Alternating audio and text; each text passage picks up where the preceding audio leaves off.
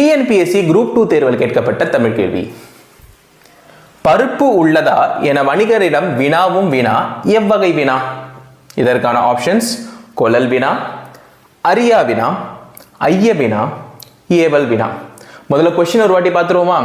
பருப்பு உள்ளதா, ஒரு வணிகர்கிட்ட போயிட்டு ஒருத்தவங்க கேட்குறாங்க, இருக்கா இந்த பருப்பு உங்ககிட்ட இருக்கா அப்படின்னு சொல்லிட்டு கேட்குறாங்க. அவன் எதுக்கு கேட்குறாங்க? அவங்களுக்கு தேவைப்படுறதுனால தானே அதை கேட்குறாங்க.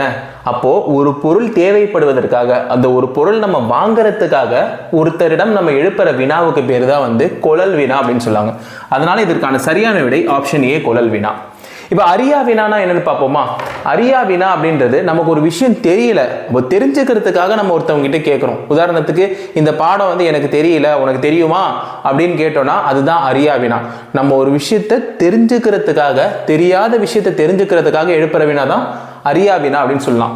ஐய வினா அப்படின்றது நமக்கு ஒரு விஷயம் இதுவா அதுவான்னு ஊர்ஜிதப்படுத்த முடியல.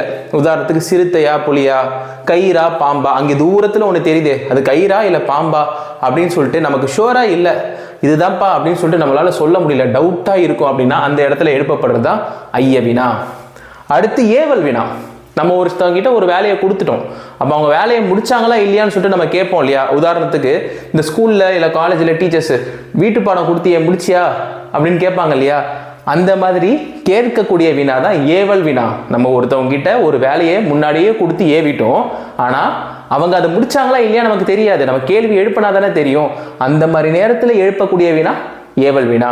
ஆக மொத்தத்தில் நம்ம ஒரு பொருளை வாங்கும் பொருட்டு, நம்ம கிட்ட இல்லாத ஒரு விஷயத்தை வாங்குறதுக்காக நம்ம போறோம், அந்த இடத்துல நம்ம கேட்கக்கூடிய வினா தான் கொளல் வினா.